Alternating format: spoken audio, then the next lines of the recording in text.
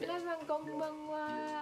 Tumben ya konbanwa. Iya, karena ini pulang kerja, jadi aku langsung buru-buru buat video karena dari kemarin ada beberapa pertanyaan yang nge-DM, yang komentar juga di YouTube, di Facebook juga, nanyain bener gak sih Jepang itu ditutup dan bakal nge-blacklist pemagang dari Indonesia. Nah, ini pertanyaan yang aku nggak tahu mereka dapat informasi dari mana, tapi setelah aku tanya dapat informasi dari mana, katanya di YouTube banyak yang buat video tentang Indonesia mau ditutup lah atau apa, saya juga nggak tahu gitu. Tapi setahu saya Jepang memang tutup, tapi sementara gitu loh, karena memang ya pandemi di Jepang ini makin meningkat dan juga Jepang lagi mempersiapkan Olimpiade gitu, jadinya mungkin memang masih ditutup untuk sementara dan ada kemungkinan juga sebentar lagi akan dibuka gitu. Dan kabar baiknya buat yang re-entry, nah, jadi yang re-entry itu yang masih memiliki resident card yang masih aktif, yang berlaku gitu kan. Jadinya nanti itu bisa balik ke Jepang lagi dengan syarat yang memang agak diperketat gitu. Total karantina itu selama 14 hari. Cuman ini akan dipisah-pisah waktunya. Yang 6 hari ini nanti di karantina di tempat yang sudah ditetapkan oleh pemerintah Jepang. Dan nanti selama 6 hari ini akan ada PCR selama 2 kali. Jadi di hari ketiga kalian PCR, kalau misalnya negatif kalian lanjut sampai hari ke-6 itu nanti di PCR lagi. Kalau misalnya negatif kalian baru nanti dioper ke hotel atau apartemen yang sudah disediakan oleh kaisa kalian. Jadi nanti lanjut 8 hari, totalnya tetap 14 hari. Nah, itu untuk negara-negara seperti Indonesia yang jumlah COVID-nya meningkat. Bahkan dengar kabar ada yang varian Delta gitu kan. Jadinya itu untuk Indonesia dan negara lain seperti India yang memang jumlah COVID-nya tinggi. Tapi kayak Vietnam yang COVID-nya rendah, itu totalnya tetap 14 hari, tapi dia di karantina di hotel yang disediakan oleh Jepang itu hanya selama 3 hari saja. Lantas 3 hari berarti sisanya 11 hari. 11 harinya nanti itu di hotel yang sudah ditetapkan oleh perusahaan masing-masing. Jadi seperti itu penjelasan untuk yang re-entry, guys. Nah, itu buat yang re-entry ya guys. Jadi buat yang di Jepang dan pulang ke negaranya lantas balik lagi ke Jepang, memang per 1 Juli sudah diizinkan masuk dengan syarat yang sudah saya jelaskan seperti tadi. Nah, kalau dulu aja aku juga prosesnya seperti itu kok. Jadi yang re-entry dulu yang diizinkan masuk, lantas kalau nggak salah 2 bulannya baru yang new entry. Nah, new entry ini yang seperti kalian yang sekarang lagi menunggu, yang sudah turun CEO-nya, yang mungkin visanya juga sudah turun.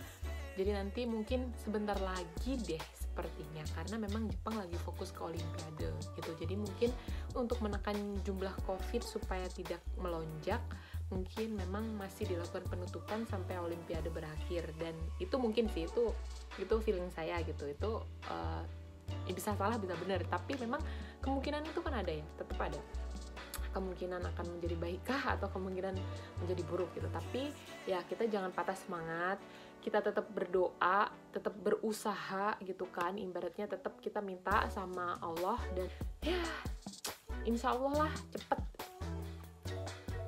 Jadi jangan gampang termakan berita-berita di luaran sana yang belum tentu benar gitu.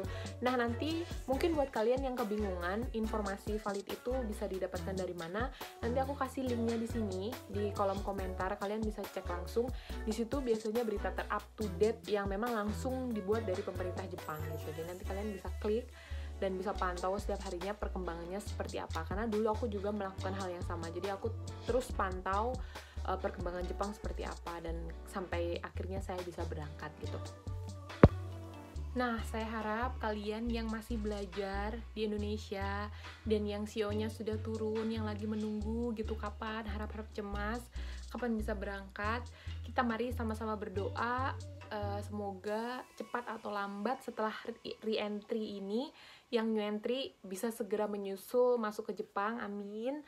Dan saran saya sih ya, ya tahu sih perasaan kalian ya, pasti harap-harap cemas gitu kan, kecewa kok nggak berangkat-berangkat. Tapi terlepas dari itu semua, alangkah baiknya kalian berpikir dan menggunakan waktu selama menunggu ini untuk mempersiapkan bahasa Jepang kalian, supaya nanti pas nyampe di Jepang kalian memiliki bahasa yang sudah siap, yang bagus, menyiapkan mental juga, menyiapkan kesehatan kalian juga gitu. Itu jauh lebih baik sih.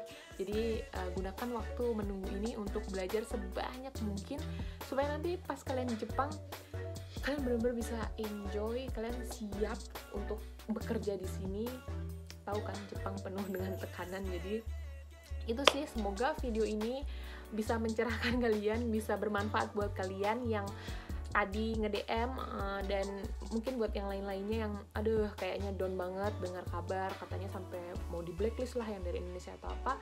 Saya rasa itu berita hoax, itu nggak benar gitu. Jadi kita sama-sama berdoa ya, yang di sini juga sama-sama kita juga benar-benar berusaha sebaik mungkin, kita tidak keluyuran, kita tidak bermain kemana-mana supaya jumlah corona yang di Jepang ini menurun. Dengan begitu mungkin nanti bisa segera dibuka gitu. Oke guys, tetap semangat ya. Minasan gambarimashou.